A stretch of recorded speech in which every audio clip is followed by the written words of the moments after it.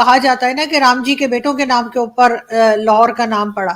तो आपको लगता है कि ये हिस्ट्री लाहौर बिल्कुल, के लोगों को मालूम है या भूल भाल गए हैं?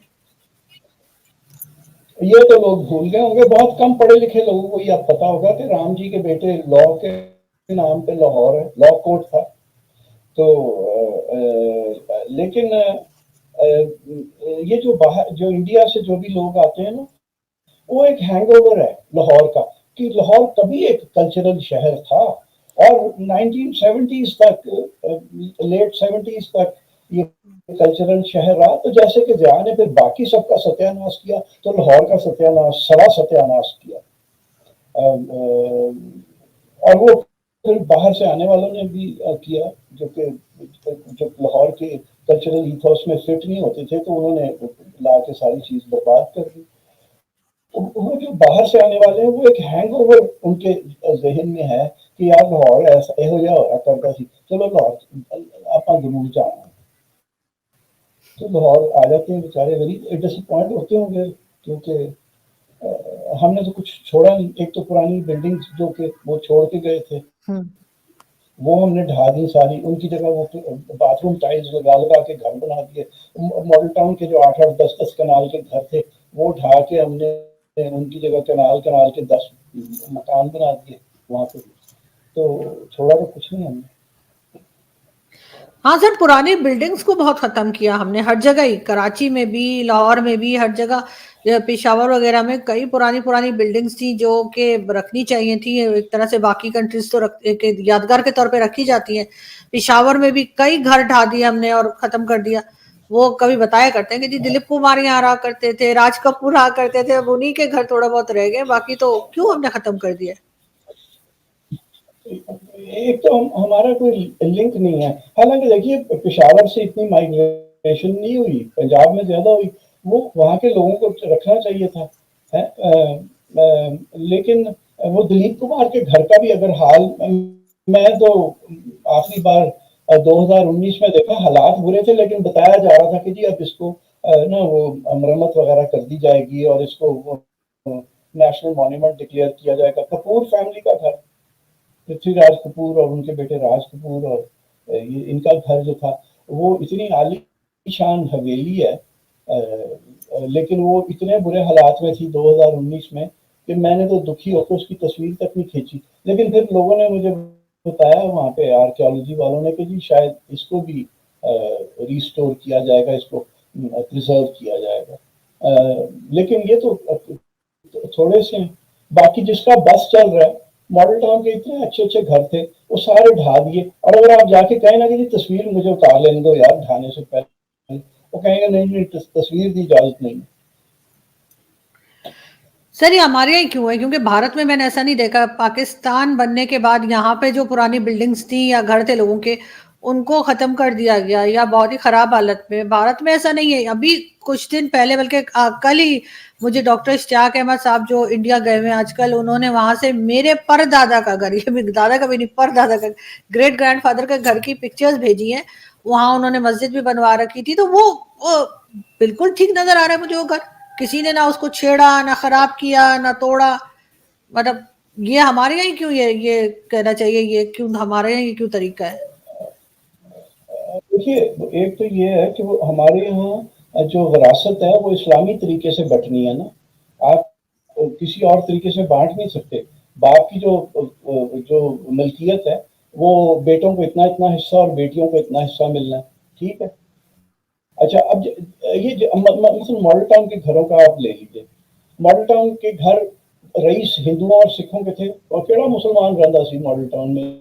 दो शायद रहते थे मुसलमान, बाकी तो सब रईस हिंदू सिख थे। तो वो जब यहाँ से गए और वहां से जो आने वाले थे, वो फर्स्ट जनरेशन रिचेस थी। वो उनके पास पहली दफा हमारे अमीरी आई। उन्होंने तो इतने बड़े बड़े 10-10 कनाल के घर नहीं देखे थे, वो तो छोटे छोटे मकानों में से आए थे, गलियों में रहने वाले लोग। और जब उन्होंने अपने 8-8, 4-4, 2-2 बेटों और बेटियों के दरमियान ये सब कुछ बांटना शुरू किया, तो जो औलाद थी उनके पास तो इतने पैसे नहीं थे कि कोई एक वो पूरी मलकियत खरीद के उसको बचा ले। तो वो लामहला वो तो बटनी थी, कटनी थी। मॉडल टाउन सोसाइटी को अपने कानून बदली करने पड़े। कि जी अच्छा जब जब मॉडल टाउन सोसाइटी बनी है 1920 के दहाई के अंदर, तो यहाँ पे वो ए क्लास थे, वो पता नहीं 8 या 10 कनाल के थे, बी क्लास 6 कनाल के थे और सी क्लास 4 कनाल के थे, और इससे छोटा आप इसको बांट नहीं सकते थे। उन्होंने ये जो आने वाले थे, जब ज़रूरत पड़ी और वो इस्लामी तरीके से मलकियत बँटनी थी, तो वो फिर अब कानून उन्होंने बदली कर लिया। उन्होंने कहा जी आप एक कनाल का भी कर लें और इंशाल्लाह अगले साल चंद सालों में वो कहेंगे जी 2-2 मरले से भी करके बेचो।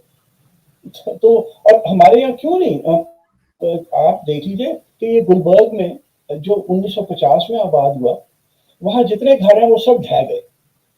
कोई नहीं, इक्का दुक्का कोई रह गया। वो इसलिए कि औलादें अफोर्ड ही नहीं कर सकती थी, वो सिंगल जनरेशन रिचेस थी। वो एक बाप ने वो 8 या 10 कनाल का घर बनाया, औलाद को जब बांटने की बारी आई तो उनके पास तो इतने पैसे नहीं थे कि वो कोई एक उसको बचा सके। इंडिया में इसलिए बच रहे हैं कि वहाँ वो सेकुलर तरीका है विरासत का, वो किसी एक को मिलती है, बाकी को कुछ मिलता है, मुझे नहीं पता कैसे होता है, लेकिन वहाँ पे घर बच जाते हैं। हमारे यहाँ कोई एक, वो हमारी दोस्त है मारिया वसीम, आर्किटेक्ट है। मारिया ने एक फिक्रा बड़ा सही कहा था, कहती पाकिस्तान में कोई घर 40 साल से ज्यादा देर के लिए नहीं बनता, क्योंकि वो आगे बचना है और फिर वो बिकना है, और ढा के जो भी कोई आएगा वो पहले बने हुए घर में नहीं रहेगा, वो आके अपना नया मकान बनाएगा। बिल्कुल, खैर इधर ये इस्लामाबाद में भी यही होता रहता है, बार बार घरों को हम देखते हैं कि रेनोवेशन चल रही है, बार बार तोड़ देते हैं, फिर कुछ और डिजाइन बना देते हैं। तो वो महल बनाने का बहुत शौक है ना, छोटे छोटे प्लॉट होते हैं और उसमें ऐसा लगता है व्हाइट हाउस बना दिया है, पिलर खड़े कर देते हैं, पहले ही अंदर घुसने की जगह नहीं होती उसका। बिल्कुल, दीवार के ऊपर वो अपनी पेडीमेंट चढ़ाई हुई होती है और वो पिलर चढ़ाए हुए होते हैं। हाँ, मेरे घर इतना पे सा वो प्लॉट है, हमारी एक हाँ, दोस्त थी, उनका इतना सा प्लॉट था उनका, छोटा हाँ, इस्लामाबाद में, और उसमें ऐसा व्हाइट हाउस बनाया था उनके अब्बा ने। वो हम लोग तो कॉलेज में थे, हमने कहा क्या व्हाइट हाउस बनाया है, इतने इतने से पिलर के बीच में घुस घुसा के अंदर किसी तरीके से पहुंच गया। तो वो व्हाइट हाउस हमारे दिमागों पे छाया हुआ है। हाँ, दिखावा बहुत है सर हमारे यहाँ, भारत में नहीं है, मैंने देखा इतना दिखावा। नहीं है, बिल्कुल नहीं है।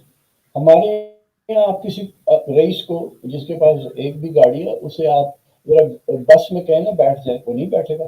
मैं जब इतनी दफा इंडिया गया हूँ, हमारे अच्छे भले खाते पीते यार दोस्त जो हैं, वो कहते हैं कि अच्छा ये वो हमारे दोस्त हैं विजय प्रताप दिल्ली में, वो एक बार मैंने कहीं जाना था तो वो अपने ड्राइवर के साथ मुझे भी लेके गए और कहते हैं मुझे इधर ये मेट्रो के स्टेशन पे उतार दो।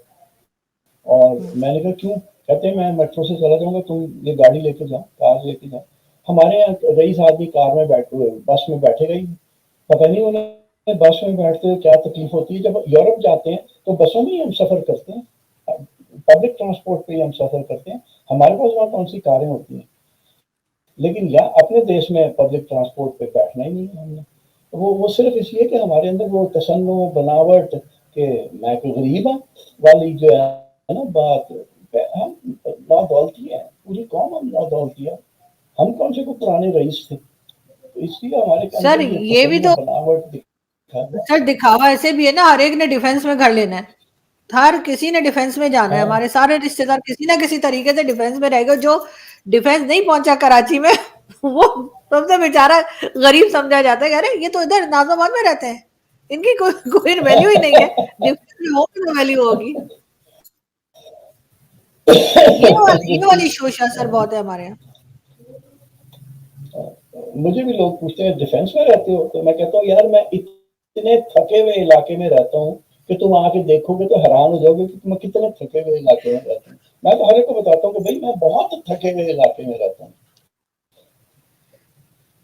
लेकिन साथ ही साथ सर हर एक ने जो है वो ये भी बताना होता है ना कि ये डिफेंस में, जो कराची डिफेंस में खास तौर पे जो रह रहे हैं, तो उनकी बड़ी इज्जत होती है, और अगर नहीं है तो फिर नहीं है। लेकिन खैर इसी वजह से शायद हमारा यह हाल है, हम अपने चोंचले या अपने सारे शौक पूरे कर लेती है कंट्री भी, चाहे सऊदी अरब से मांग के ले आए, चाहे IMF से ले आए, चाहे कहीं से, उसके बाद जो है वो पाकिस्तान में कहा जाता है जी खुशखबरी है कि लोन मिल गया है हमको, इसमें से हम कभी निकल पाएंगे?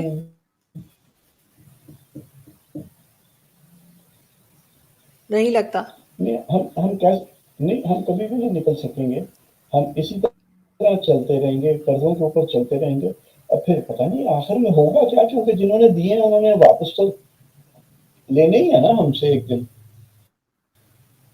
तो पता फिर नहीं कैसे लेंगे आखिर सर, में ये तो पता नहीं उनका क्या होगा। आर्ट होगा। मैं अगर अगर वो ले जी। हाँ, वो जो एक स्टैंड अप कॉमेडियन है, मैं नाम उसका भूल जाता हूँ, बड़ी कमाल की बातें करता है। वो कहीं जब ट्रंप ने एक बार कहा था ना कि मैं पाकिस्तान से सारा कर्जा लूंगा, उसने कहा कि ये हमसे कर्जा लेगा।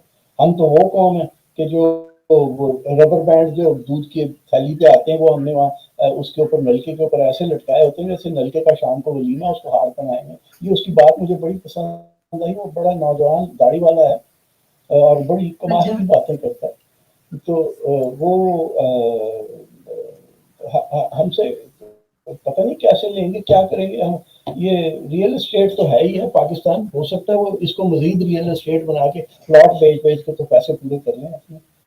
लाहौर पाकिस्तान का एक प्रमुख शहर अपने विभिन्न सांस्कृतिक विरासतों और ऐतिहासिक महत्व के लिए जाना जाता है। ये शहर न केवल सिंध नदी के किनारे बसा हुआ है, बल्कि ये कई सदियों के क्षेत्र की राजनीति, संस्कृति और इतिहास में एक केंद्रीय भूमिका निभाता आया है। एक प्रचलित कथा के अनुसार लाहौर का नाम लव रामायण के महान नायक भगवान राम के पुत्र के नाम पर पड़ा है। इस कहानी के बारे में और जानकारी हम आपको विस्तार से बताते हैं। रामायण भारत के प्राचीन ग्रंथों में से एक भगवान राम की वीर गाथा को दर्शाता है। रामायण में वर्णित है कि भगवान राम के दो पुत्र थे, लव और कुश। लव, जिनका जन्म सीता जी द्वारा वन में दिया गया था, उनकी वीरता और युद्ध कुशलता की कहानियां प्राचीन भारत के कथाओं में प्रचुर मात्रा में मिलती हैं। कथाओं में कहना है कि लव ने अपने भाई कुश के साथ मिलकर अपने पिताजी राम जी की आधिकारिक धारा को आगे बढ़ाया और उन्होंने अपनी शक्ति और समझदारी से अनेक क्षेत्रों को जीता। प्रचलित मान्यताओं के अनुसार लव ने जो क्षेत्र जीता वही बाद में लाहौर के रूप में विकसित हुआ। ये क्षेत्र उनका मुख्य शासन क्षेत्र बना और यहीं से उन्होंने अपने राज्य को संचालित किया। ये कथा प्राचीन ग्रंथों में उल्लेखनीय है और ये दर्शाता है कि कैसे प्राचीन काल में विभिन्न राज्यों का नामकरण उनके वीर गाथाओं के ऊपर या विभिन्न व्यक्तियों के ऊपर पड़ता है। जब हम लाहौर की स्थापना और इसके नामकरण की बात करते हैं तो ये माना जाता है कि ये शहर लौ के नाम पर ही पड़ा, क्योंकि ये क्षेत्र जिसे हम आज पाकिस्तान के रूप में जानते हैं उस समय भारत के एक विशाल साम्राज्य का हिस्सा था। प्राचीन भारत की मान्यताओं और कथाओं में इस तरह के नामकरण की परंपरा रही है, जिसमें महान योद्धाओं, राजाओं और वीरों के नाम पर नगरों का नामकरण होता था। अंत में ये कहना उचित होगा कि चाहे लाहौर का नाम लौ के नाम पर पड़ा हो या नहीं, लेकिन ये शहर अपने आप में एक समृद्ध ऐतिहासिक और सांस्कृतिक विरासत को समेटे हुए है। लाहौर की गलियों में घूमते हुए कोई भी इस शहर की प्राचीनता और उसके ऐतिहासिक महत्व को महसूस कर सकता है। ये शहर आज भी अपने अतीत के गौरवशाली किस्से, कहानियों को अपने में समेटे हुए है, जो कि इसके वासियों और आगंतुकों को समय समय पर मोहित करता रहता है।